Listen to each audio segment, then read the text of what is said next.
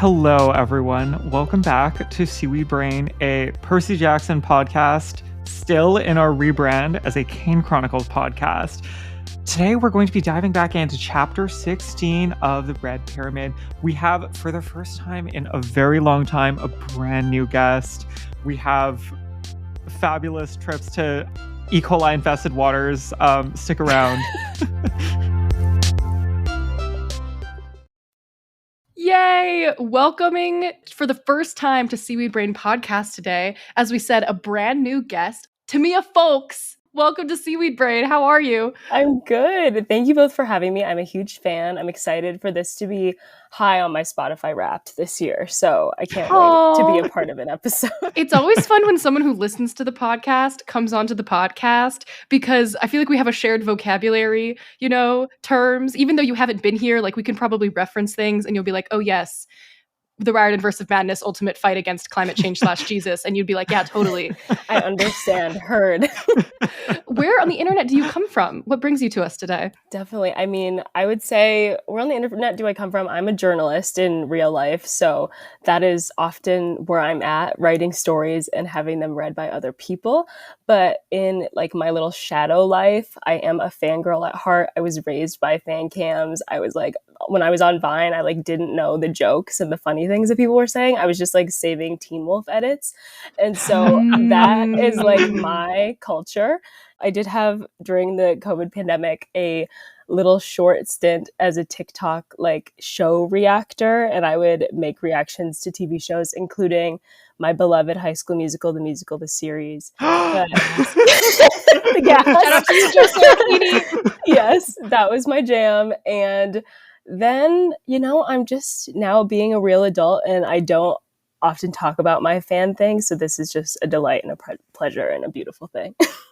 Yay! Wait, did you get into the Teen Wolf redo? Has that come out yet? No, I heard there's a movie. I think I've seen the trailer, but that is not culture that I'm locked into. I do, right. I have a Substack where I do like culture recaps and everything that I've been watching. And I'm saying right now that I'm in my like 2010s catch up, because in 2010 was like still locked in on Disney Channel for some reason and had not watched Glee. I hadn't watched Brooklyn Nine-Nine. And so that's my moment right now. I'm not engaging with anything new. Oh my gosh. Wow. Okay, send us the link for your Substack so that we can put it in our show notes. I will. I love promoting people's Substacks on Seaweed Brain. I love Substack. It's just so impressive to me when people blog, It's because such a fun space. Talking is so much easier. Writing is so much harder. Mm-hmm.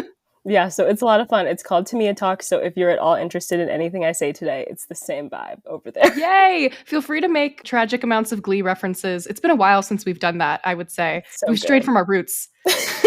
Yeah, from our origin story. That's Also, casual plug, Darren Criss, speaking of Glee, is about to open a new show on Broadway that stars Darren Criss and my friend Helen Shen. And so everybody should get tickets to go see Maybe Happy Ending on Broadway. Gosh, yes. Mm-hmm. Yes, go and see that. I'll also put links for Maybe Happy Ending in the show notes. I want this show to run for more than like 2 months, please, for the love of original musical theater. Okay, tell us a little bit about Percy Jackson in particular and Kane Chronicles. Did you read Red Pyramid as a kid when it was first coming out? Was this your first time revisiting it in a while? Yeah, definitely. I read Percy Jackson, I don't know. I mean, it came out in 2005. So I think it was like a third or fourth grade read for me, and I loved it. It was like everything to me. I was like, I'm a daughter of Athena. Who knows if that's true? I'm not into like war, so I don't think that's entirely accurate. Like I'm not there, so I can't fully claim. If you have a Substack, you're probably a child of Athena. Yeah. And so that was amazing. And I always loved PJO and read all of the books. And I feel like as they were coming out, so that was a delight.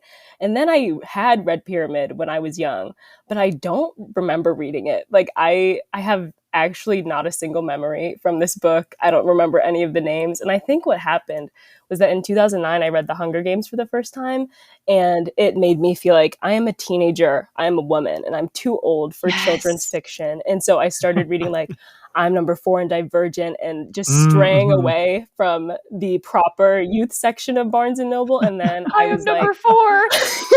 I was like, I'm too old for this.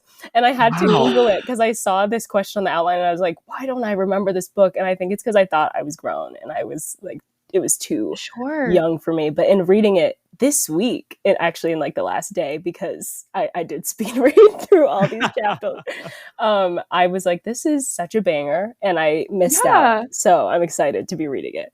I think that puts you honestly in probably a more similar camp to most people roughly our age. Most of the listeners probably are people who did not catch the boat the first time on this book series. And that's an important perspective to be included here.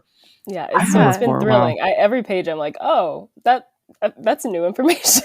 Yeah. So it's great. And other important perspective background going into our discussion here. Are you a sibling?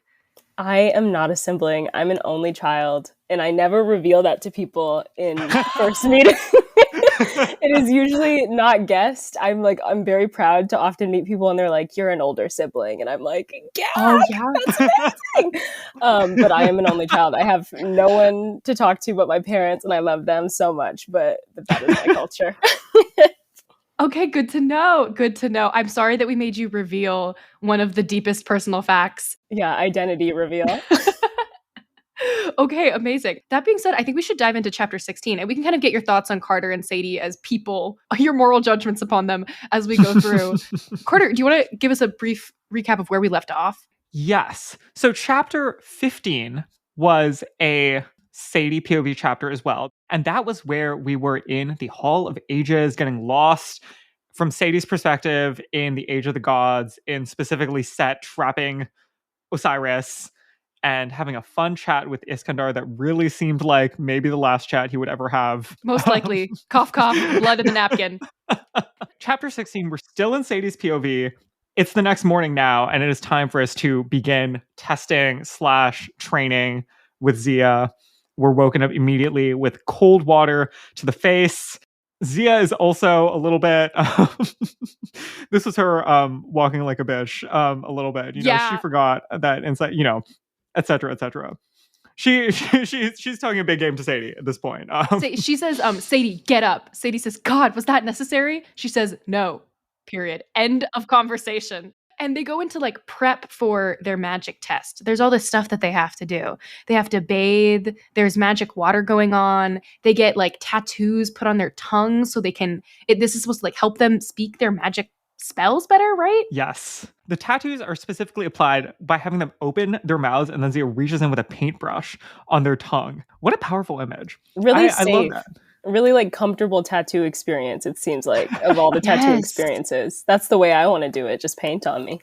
I love this preparation. It's so magician vibes, you know? Once again, we've been really enjoying the differences between the demigod's journey and the magician journey. And this is so magician. Like, we need to like prepare ourselves and prepare our bodies as vessels for magic that we are about to do. I love the painting it. On the I love tongue ritual. Is so, it's interesting because there's so much craft involved in that. You know, it's not putting on a suit of armor. It's a ritual. It is a performance. It is a skill. It's artistic. And it also requires the recipient to do something special. To hold out your tongue straight and still for someone to paint on it, that's wild. Wow, okay. This is not embarrassing. Go for it. Just say it. Just say it. I got like whatever retinal it is. surgery once. And that was so scary because you're not under, obviously, because your eyes are open. You have to hold your eye in a certain position while somebody shoots a laser into it to scar the tissue in a certain manner to prevent the expansion of a hole, a tear in your retina. That experience was very intense. I'm sorry for sharing that. Maybe we're going to have a trigger warning this episode for the listeners Body thinking horror. about staring into a particular corner of a ophthalmologist's office while somebody But wouldn't it be an fries honor her eye. to have Zia? Like, but that's what I'm saying. Like, it's a very intimate experience. The person who did this to me was like a very good friend from high school's father. So it was also very intense, personal. I was like, oh no, I can't embarrass myself in front of him. I need to look well into the corner. Every doctor in Hawaii is a very good friend from high school's father or mother. Or your dad's best friend. And that's beautiful, but it's also so vulnerable to open your mouth to someone you don't know. Like, first thing in the morning. When did they brush? I don't remember a toothbrushing scene at all. So it's like, that's frightening. While we're riffing on this, I just feel like the relationship between you and your like magician mentor who is going to do this to you is also so intimate and specific. This continues to like bond them to Zia, I think. For now. At Yes. least. For now. I think I mentioned this last week about how Sadie is commenting on like, I don't know if Carter slept well because we weren't in the same room. And I just find that to be so tender and specific to their relationship. And here she says, quote, his hair was rumpled as if he hadn't slept well. Seeing him, I felt a strange sense of relief. I thought about Iskandar's words last night. Your brother will need your guidance.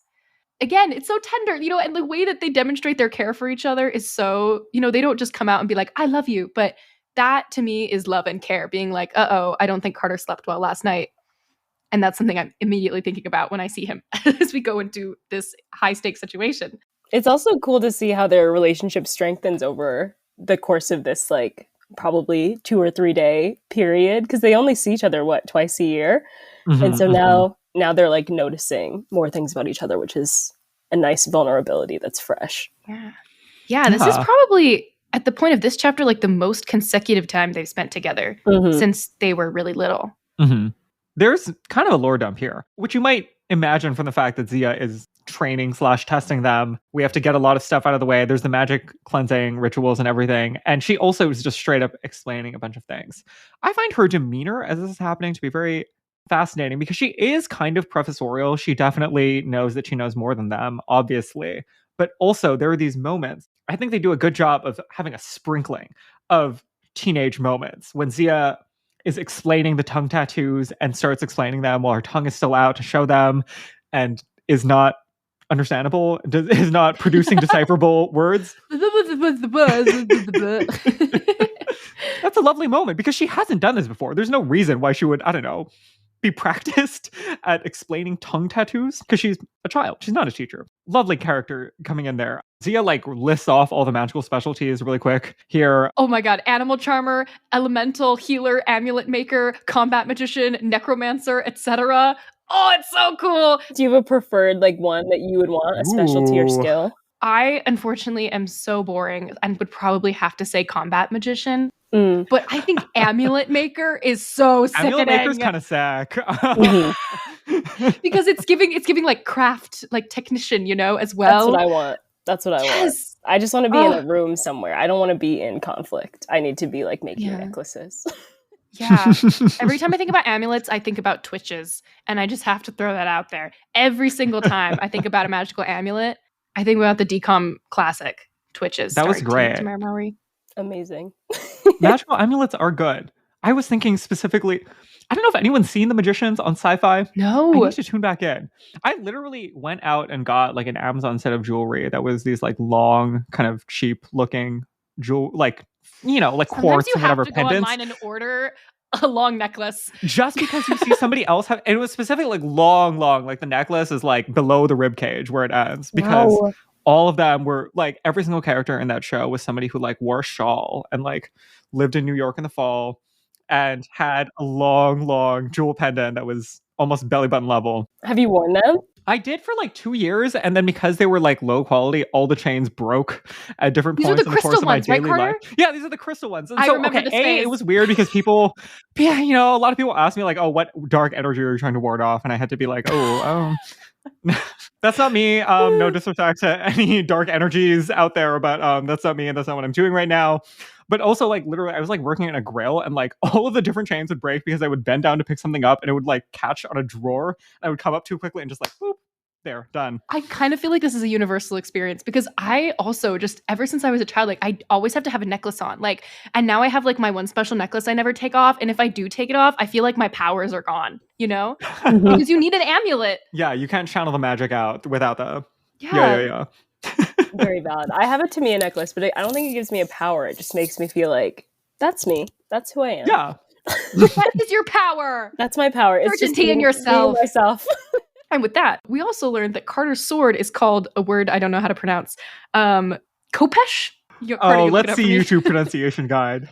I think that's right. Yeah. This is how you know I started reading the PDF instead of listening to the audiobook because now I don't know how anything is pronounced.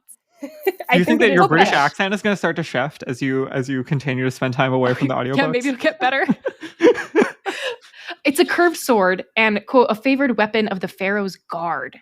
I think that's interesting. And you can use it in combat magic. Carter also gets their dad's magician kit, which is cool. Of course, we need a kit because we're magicians and we need all of our little supplies and our amulets and things. And Sadie's pissed off, obviously. I would be too, because her entire life seeking a way to connect with her father. She's like, why can't I get dad's kit? Zia says, you're not the oldest, period. End of conversation. Yeah, tough. I think younger siblings deserve the same rights as everybody. Very brave of you as an eldest sibling to say, Carter. Okay, and then we get to do the test. Okay, I do need to plant a quick flag here before we get to the test. Zia, as she's listing out the specialties really quickly, this almost flies by, says that statuary is one of the rarer ones, and that Iskandar is kind of like the statuary goat. That's something that's said very much in passing, but we're gonna put a pin in that. Interesting fact. We haven't seen Iskandar do any statuary. We haven't seen that much statuary yet, other than Doughboy.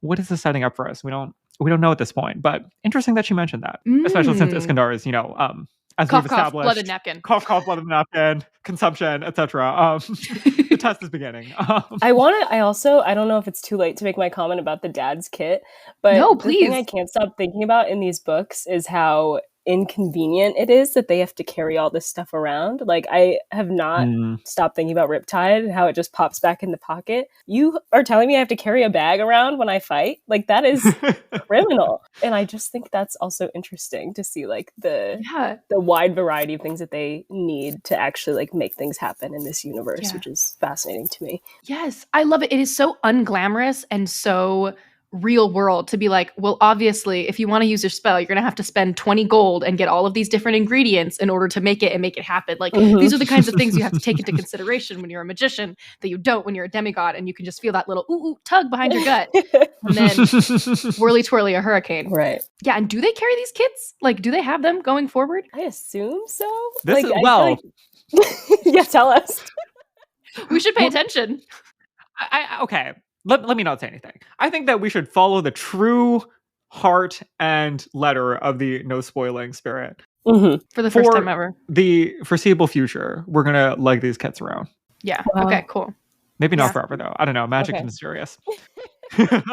As they're doing the test and Zia is, coaching them through it, there's some more really interesting lore, world building about the way the magic system works. She says, remember, you are not creating the knife yourself. You are summoning it from Ma'at, the creative power of the universe. Hieroglyphs are the code we use. That's why they are called divine words. The more powerful the magician, the easier it becomes to control the language. Yes. There's additional explanation coming. Most notably, she also says that each magician's greatest hope is to become a speaker of the divine words, to know the language of creation so well, we can fashion reality simply by speaking, not even using a scroll. We didn't mention this. At this point, they're like writing things down on a piece of paper. Specifically, Carter is going first, and he is trying to write different hieroglyphs that he sees on Zia's staff and make things come to life through that. Zia says this obviously not knowing the fact that we have seen Sadie just say stuff before and have it work. Sadie's already, it turns out, at maybe maximum level. I don't know. Incredibly fluent. Yeah. Yeah. She's super powered up. She's very powered up. I think I'm wondering a little bit at this point. Okay. We know that Carter has some stuff going on. What does he really bring to the table? I don't know. So far, this test is not looking amazing for him. Well, we'll stay tuned. I'm impressed that Sadie doesn't harp on this more, because it looks like she's about to say, well, actually, I already did that. And then she gets a look from Carter and then she shuts up. And that feels like character growth to me. Well, one step forward, maybe one step forward, one step back. She doesn't say anything. She does conclude the section by writing the word fire in English and having it explode into flames. That's how we get the titular eyebrow scorching of Zia in the chapter title. Mm-hmm. It is a flex. It is a big, bold choice. Yeah. One step forward, one eyebrow scorching back.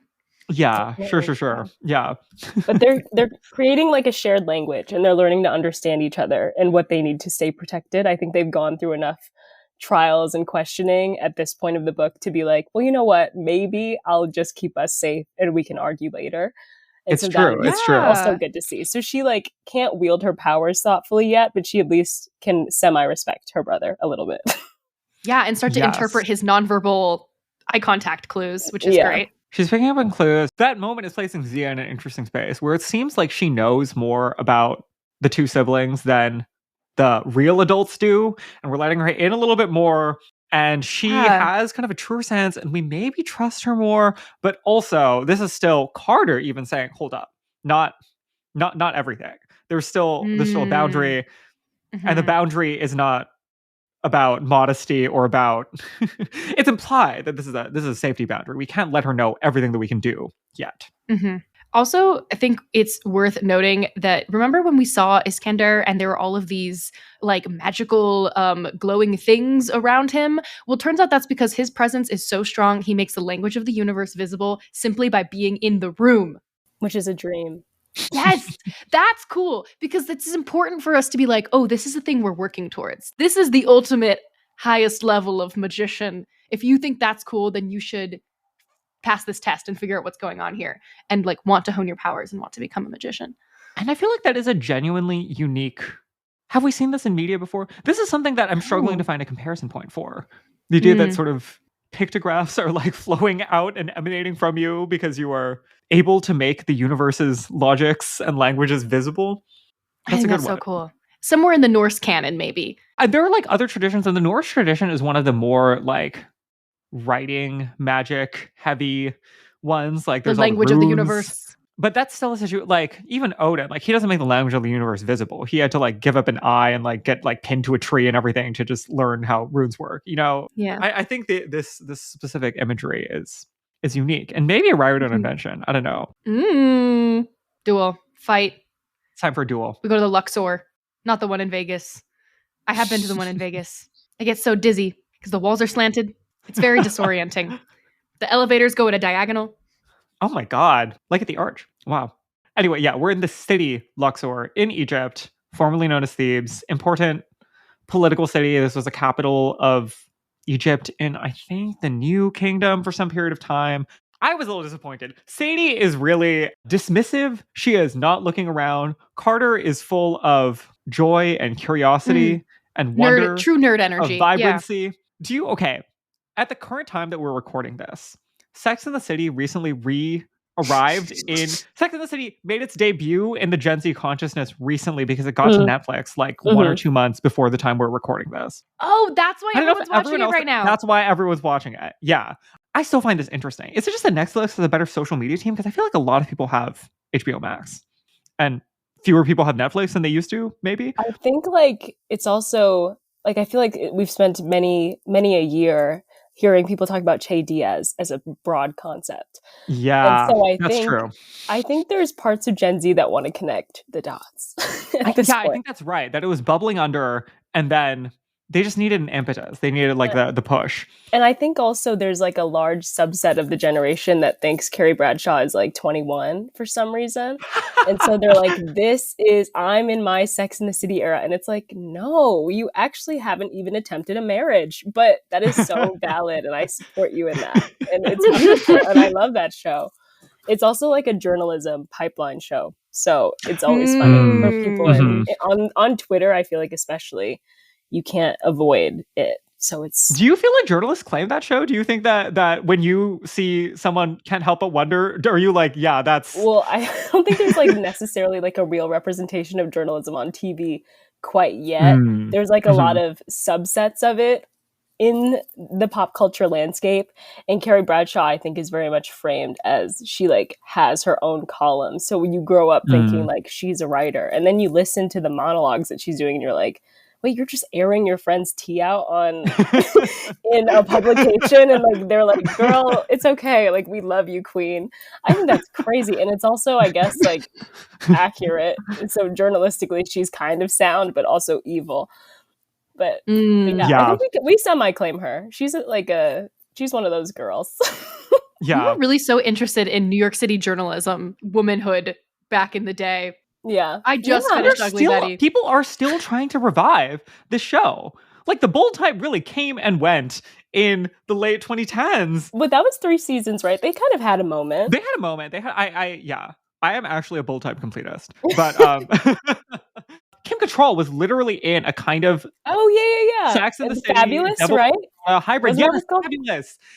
I can't remember the actress's name. But Kim Cattrall, anyway, the point, Sex and the City has a lasting legacy. The reason why I bring this up is because currently, at the time we're recording this, the Carrie Bradshaw seeing the Eiffel Tower from her hotel room in Paris and jumping for joy and squealing video is everywhere on Twitter. Yes. And that's Carter. That's Carter right now.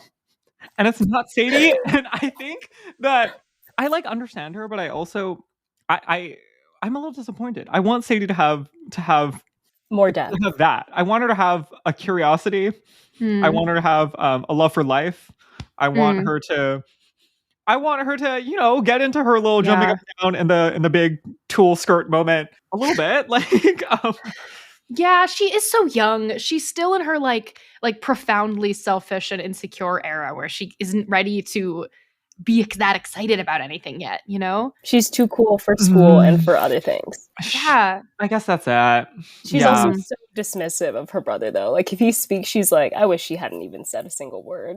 Yeah. Do you think that Carter being excited kind of inhibits that's Sadie true. from being excited? It's also, she can't also be excited about the same things at the same time. Yeah. That's very fair.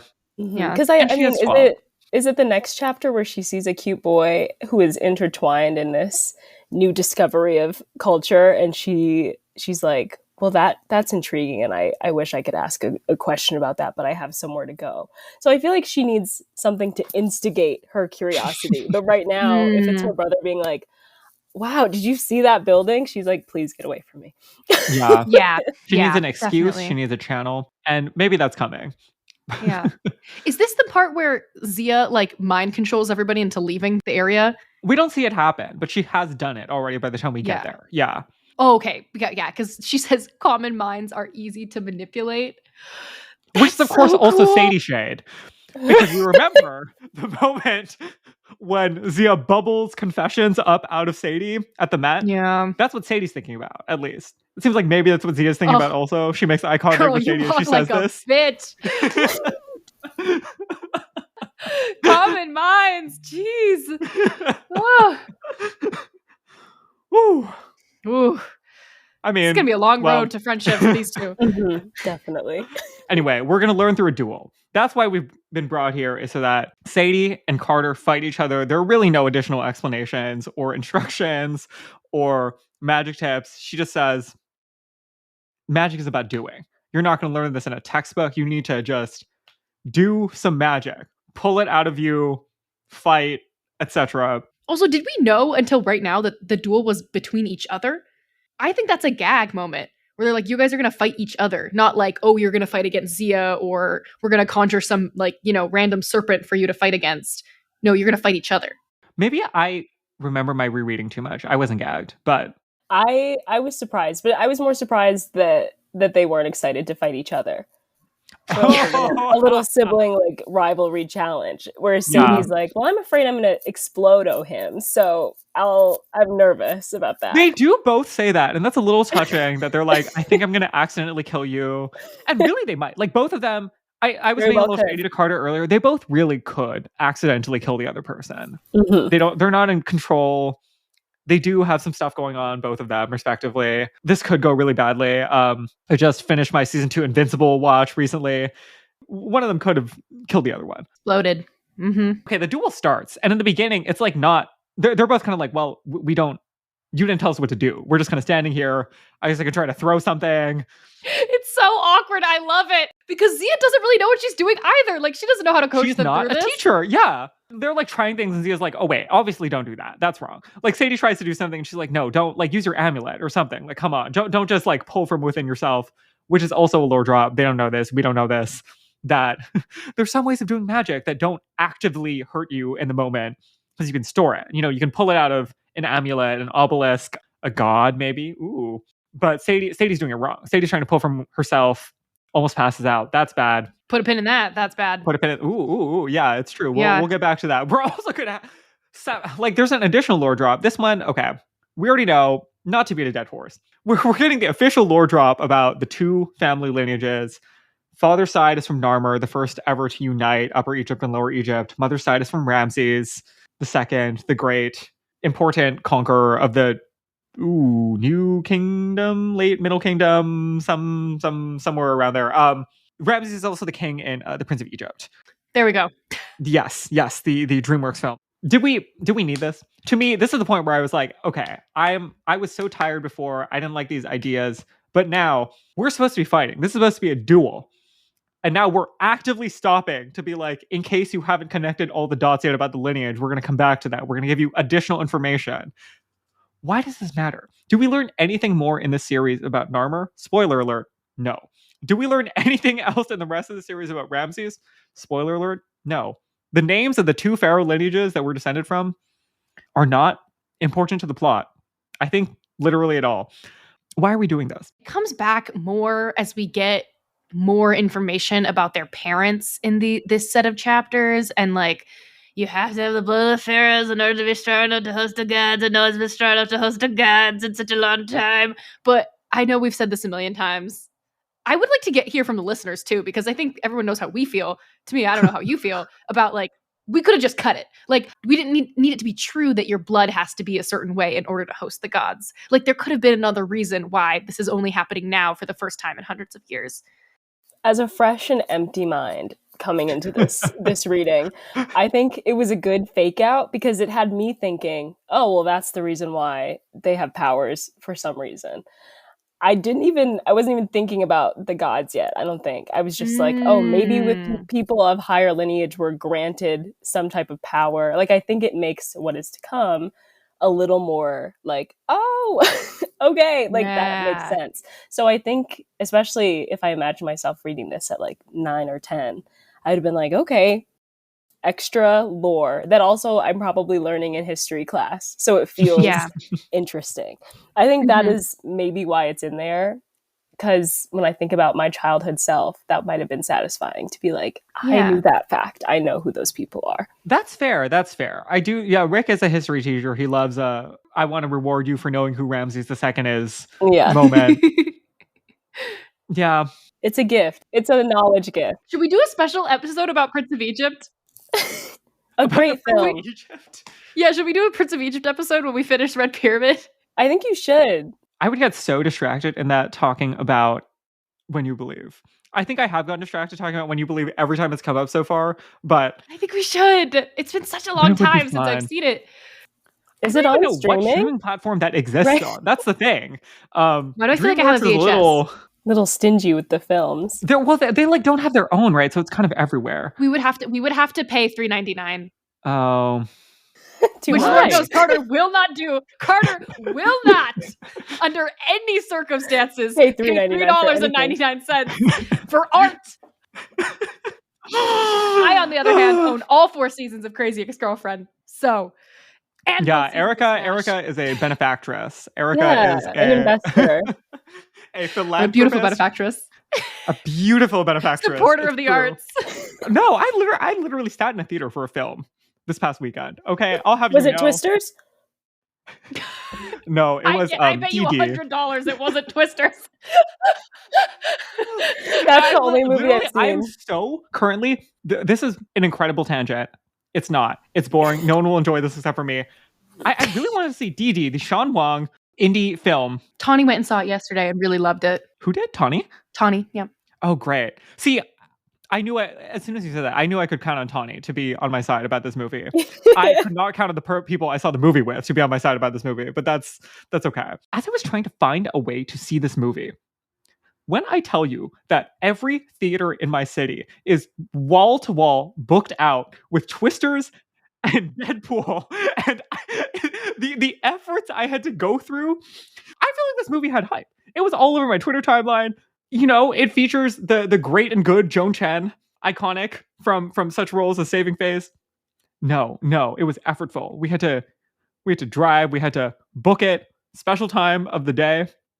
And all the screenings were sold out. Like, we had to sit in literally the first row of the theater because those were the only seats that were left. And like, do the thing where you're like, your neck scooched all the way back down, so your butt is almost off the edge of the front of the seat, and your neck is pressed against the back. Anyway, where did this tangent come from? It was because I said, "Was it Twisters?" and I spun my fingers. No, that was before that. We were shaming me for not wanting to spend $4 to see the Prince of Egypt. Prince of Egypt, Ramses. Yes, I am so sorry to everyone listening. This is okay. People, I think we do need to do this thing because people don't like when the Prince of Egypt came out, it was a huge deal. Like, genuinely, this was DreamWorks' big, like, we're gonna go big budget. We are sticking it to Disney's face. We are a real competition. And then, like, over history, they just decided, like, that's not part of their legacy. We are now just like Shrek and Kung Fu Panda, which is not shade. Important God, I cultural love films, the most both of recent them. Kung Fu Panda. Isn't Oh there my gonna be, god, like, a Viola Shrek Davis and Aquafina? the most recent Kung Fu Panda was unbelievably good. I saw the premiere from a distance from a Nike store in the Grove. Wow. Culture. That's actually very iconic. Wow, that's I was on the real second floor LA. watching Jack Black being in his groove. But I have not seen the film. There is going to be a new Shrek. I don't know. Is it 5? Is it 6? Is it? It's got to be 6 or something. We're really up there. We're really up there because there was like Forever After and whatever came after that when they made Arthur like they had real humans in it. I guess Fiona was a human. Whoa. But, Oh. but Arthur was just like a white guy. And I was like, this is awesome, I guess. We're expanding the universe. We will be circling back for the Prince of Egypt. We're circling back for Prince of Egypt. Great. Okay, we're set in our ways there. Okay. Great. What's happening? We have to return to the duel. We only got sidetracked because Rick got sidetracked, frankly. With a tangent in the middle of this Blame duel. Uncle Rick. And I will. But okay, eventually they like get into it. They start feeling the groove, getting into it, feeling their oats, and like doing real magic. Like Sadie, specifically because Zia starts to do some reverse psychology, you're not even good enough for me to train type of J.K. Simmons coaching for them, and it works. Is that a Whiplash reference? That is a Whiplash reference. Yeah. Okay, great. Okay, keep going. Zia is, throwing drumsticks and stuff in this moment. Sadie summons a lion to attack Zia. Carter does Bass-style combat magic. He does his floating in the giant green sword Avatar slice. Aang, Northern Water Tribe moment. Yes. Also, surprise. We're doing real my magic. god. Nobody saw this one coming, but Iskandar has died. What? Shade. Uh-oh. Wow. But actually though, because who this is next actually in bad. line? Because politics. It's Desjardins. Yeah. This is bad because as soon as he is named Chief Lector, he will order you executed. Mm-hmm. We hate him and he's about to be in charge. This is very bad. This, like, we have to go. We have to go right now. And also we have this insane absence of Iskandar, who is also Zia's like sole family figure. So as a person, she's rocked to the core, and our trainer can't even train us adequately because she's alone in the world. She has just lost her only family. She now has like a new boss who we don't like, who is trying to kill us, and also who she now needs to obey. This is her. We don't need to make a reference. This is bad. This is genuinely, in and of itself, a big deal for her. She's feeling a lot of conflict. She doesn't know at this point what to do with the Kane siblings because she, like, even though she hasn't technically gotten the order yet, she knows what it's going to be. She knows what the piety to the House of Life thing to do is. It's to hold the two of them there and eventually bring them back in when the order comes. But she goes a little bit rogue. She's not defying orders at this point, but she says, okay, you know what's coming. Go right there. There's an obelisk. Run away. Do your best. I can't help you, but I'm also not going to hurt you yet. This is the classic, when people say Rick Riordan is famous for fast-paced adventures, this is the moment that this is a classic Riordan turn, where as soon as we're starting to start to learn something or feel like we have ground beneath our feet or we've made an ally, it's like, boom, everything changes and we're on our own again and we have to go do the next thing.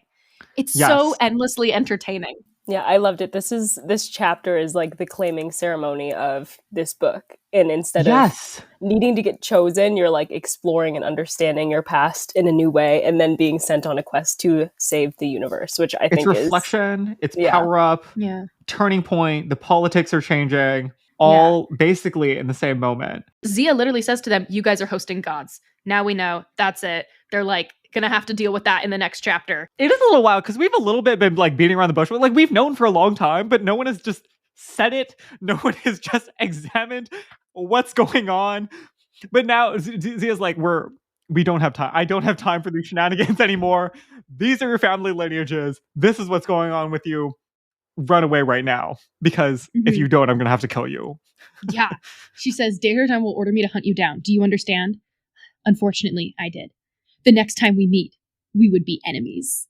That is very nearly word for word what Reyna says in The Mark of Athena. in Charleston, right? Yes, that's exactly what I thought of. She also is like, I'll let you escape, but next time I'm going to kill you.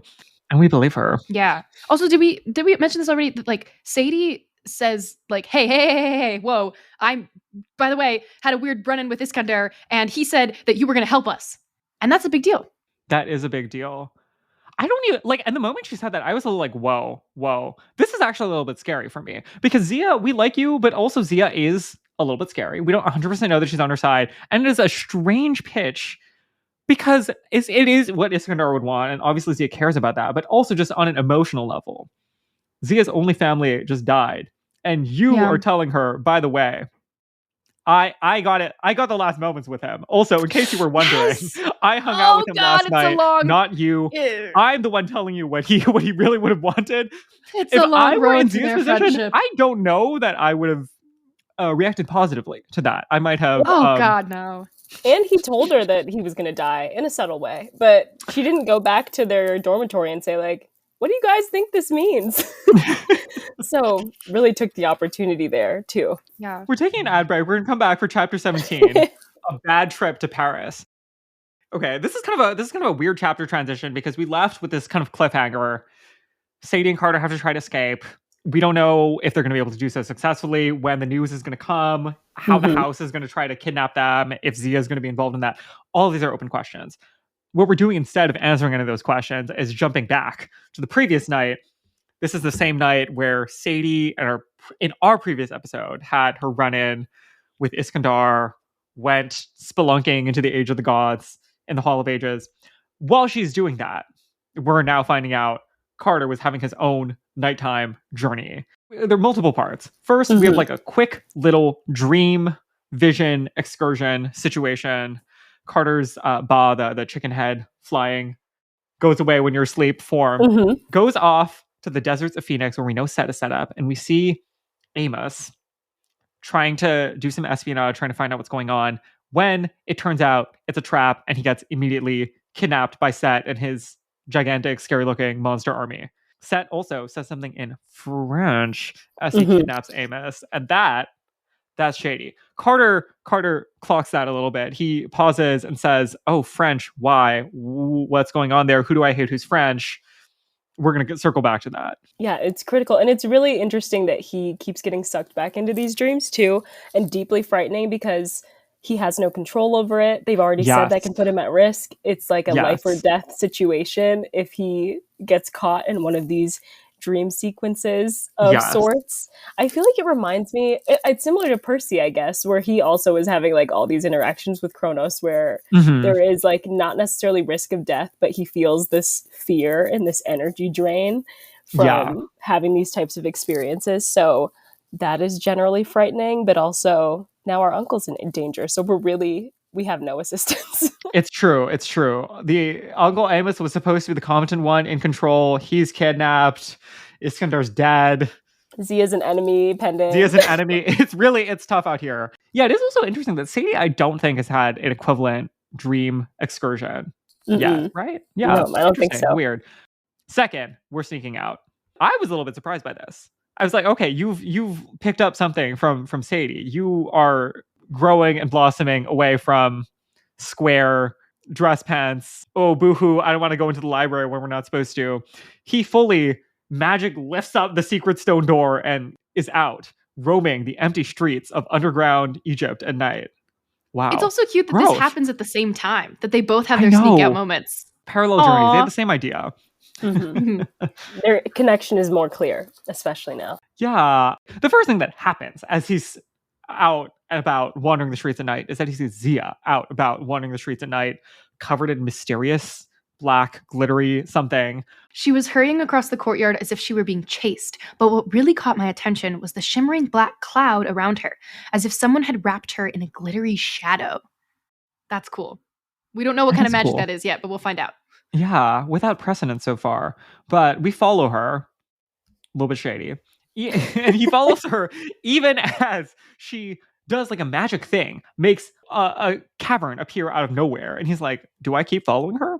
She just did this thing with magic. Should I? I guess I will. And he also goes in. And we find out that he followed her into her secret family shrine. Oh, this is uncomfortable. I'm I uncomfortable. was holding my breath and clenching my buttocks this entire chapter. I feel like this interaction had me so nervous. I was like, she's gonna catch you. She's gonna catch you. She's gonna Don't maybe embarrass kill you. yourself in front of her. You would deserve it. You know what she smells like. Also, You but wanna also, I do was like, this. why are you doing this? Why did you follow her at night in secret? She's also made clear that murder is on the table. Yes. She's capable of doing it. She is willing. She has presumably the legal authority to do so. First, she's in the shrine. She does this thing where like a magic blue sphere appears in her hands and it floats up through the ceiling. What? Also unprecedented. We don't know what's going on. Is that the same thing as the black cloud? We don't know. She very quickly catches Carter because he is not subtle. Not Do we want to read this? I think we have to. Okay, to someone who wants to be Carter, you want to be Carter, or sure? Tamia, do you want to read? Oh my god, I'll be an actress. I can do it. I thought about backing out of the room. Only problem, the door was gone. No other exits. It was only a matter of time before. Maybe I'd made a noise. Maybe her magical senses had kicked in. But faster than I could react, Zia pulled her wand and turned on me, flames flickering down the edge of the boomerang. Hi, I said nervously. Her expression turned from anger to surprise, then back to anger. Carter, what are you doing here? Just walking around. I saw you in the courtyard, so... What do you mean you saw me? Well, you were running and you had this black shimmery stuff around you and... You saw that? Impossible. Why? What was it? She dropped her wand and the fire died. I don't appreciate being followed, Carter. Sorry, I thought you might be in trouble. She started to say something, but apparently changed her mind. In trouble. That's true enough. She sat down heavily and sighed. In the candlelight, her amber eyes looked dark and sad. Zia seemed like she wanted to get angry, but she kept her emotions under control, or maybe she just didn't have the energy. Welcome back, Reina Ramirez Arellano. Welcome back, Zoe Nightshade. Truly, they are the same. They are all one woman. Overworked. I mean, when confronted with vulnerability, what do you do other than submit to the situation? I feel like she never expected to be in the place where people were knowing things about her life. Like when I revealed that I'm an only child, and you're like, oh my gosh, they know me way too much now. I don't even know how to recover from this. I've never been in this situation, and she has no friends. And she has no friends. It's true. She doesn't know what she's doing here. So she just kind of basically gets accidentally pushed into revealing like her whole life. Mm-hmm. Mm-hmm. I also think this is such an interesting thing for Carter to observe on Zia because, you know, like that feeling of like she seemed like she was about to get angry, that feels like an expression that he would recognize on Sadie. But then the fact that she keeps it under control, he notices that because maybe he's never noticed that on Sadie before, that moment of being like, okay, let me just regulate my anger here.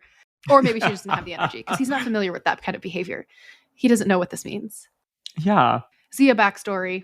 Her family has been in Egypt for a really long time. Her father was a farmer, but he also like made money working for archaeologists, which Rick in the narration mentions that this is something Egyptian families have been doing to make money for centuries.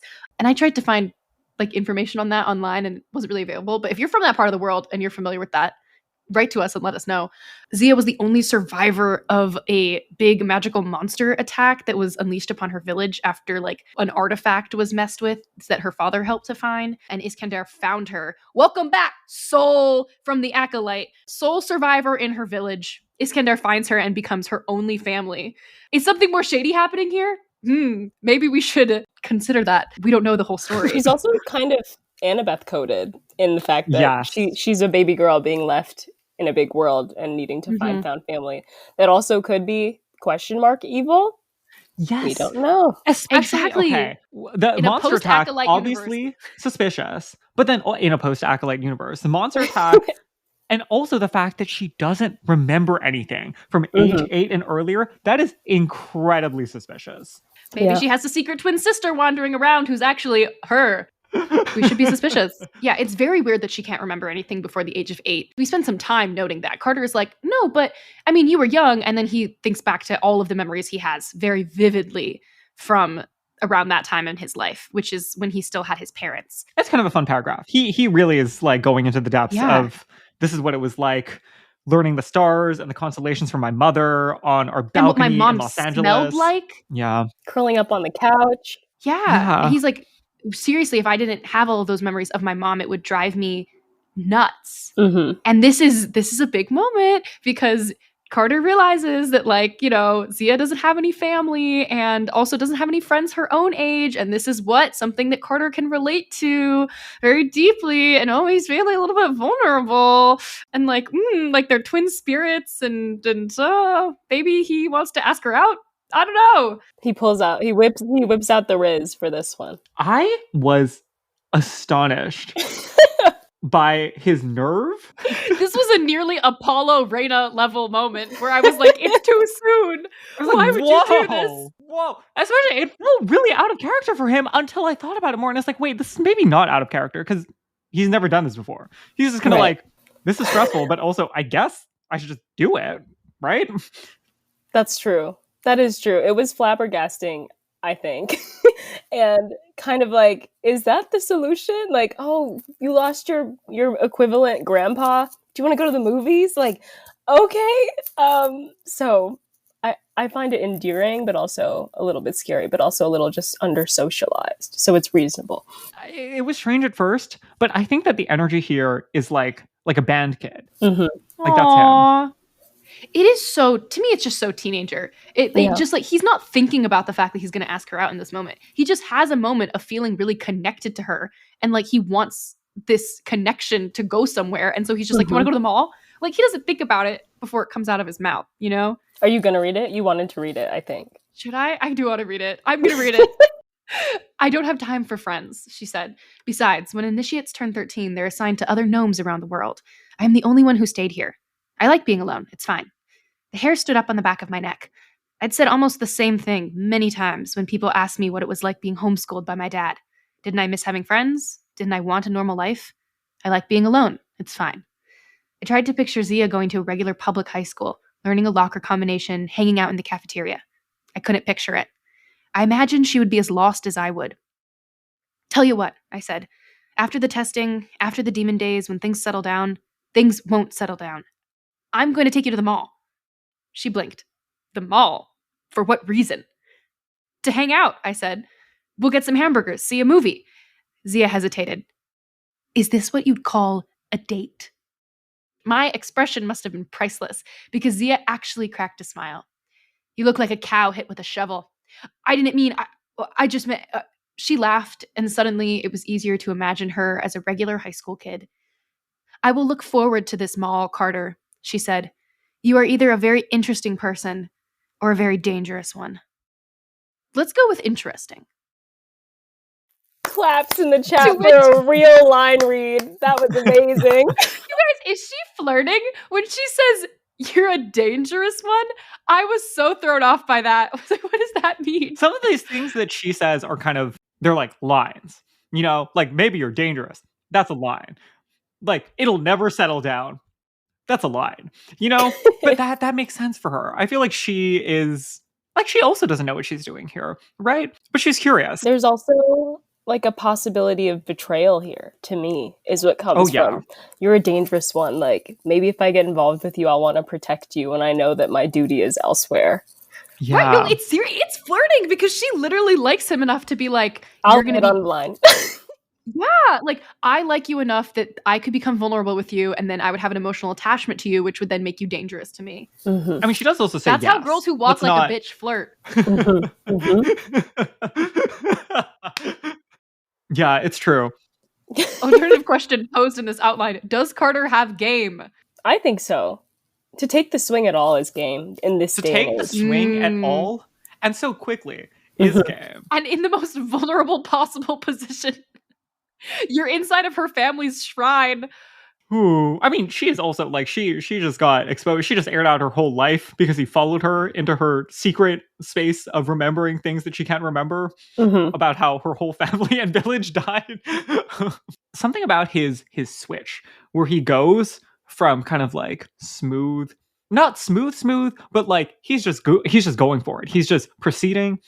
There's confidence. There's like a continuity to the language. And then as soon as she calls him on it, immediately crumbling, nothing, stuttering, loser, wow, like that's something so special and so precious and something that needs to be preserved and frankly cultivated. That's an energy that people are forgetting about and forgetting to appreciate, but it's important.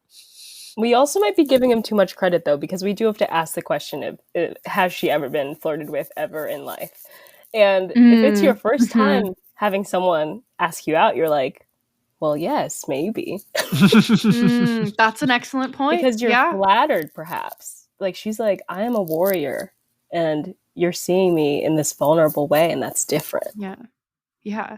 Another question, maybe not so much for Carter, because I know you've read this whole series and you remember it, but like, do we ship them right now? Where are we at on this? I don't ship them right now. I think I'm afraid. I'm more afraid than anything. I'm also like, you're 14. What do you mean you're going to the mall? When I was 14, I was at like volleyball practice. I was too afraid of all people. And when we were 14, we were at the mall, but we were in the air conditioning of the Nordstrom shoe department. Yeah. We were like sharing uncaffeinated frappuccinos and treating it like a public park. It's bestie era. It's friendship era. I don't think we're dating yet. I kind of see it. I see the image. Alternatively, this was what, Battle of the Labyrinth age? In which I'm like down bad, and I'm like, you're They're 14. They're both 14. That's Titan's Curse age. I guess it also bleeds into Battle of the Labyrinth. They like turn 15 at the end of the Battle of the Labyrinth summer. Battle of the Labyrinth summer. After the battle, they both turn 15. But I guess I see the vision for Percy and Annabeth. But this is giving enemies to lovers energy, so I know I eventually will be on board. I just don't know where we stand.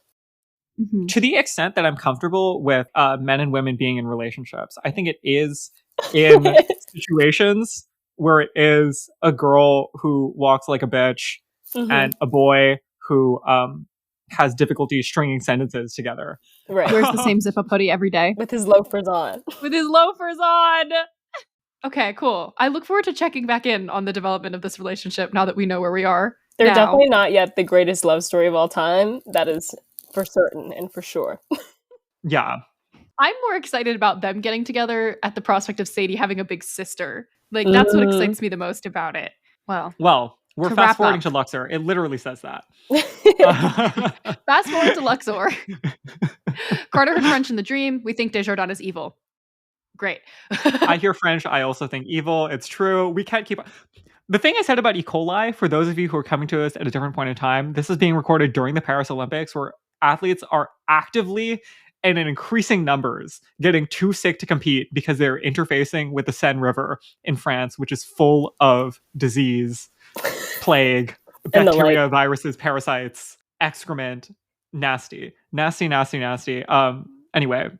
We have to escape because we're still running for our lives now that Desjardins is chief lector. So Sadie tries to open up a portal. Carter once again hears that voice inside of him telling him he is not alone.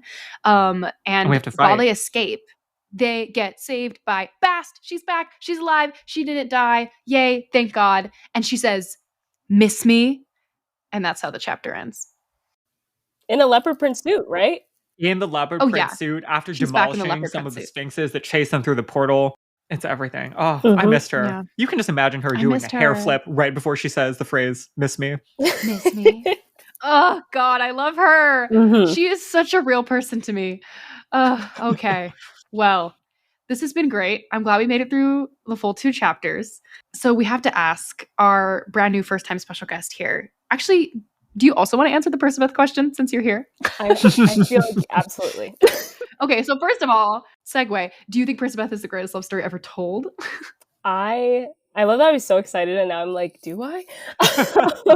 I think so. And I haven't, and shame on me, but I haven't read the new books yet. So I feel like I'm sure there's like more growth of that relationship there.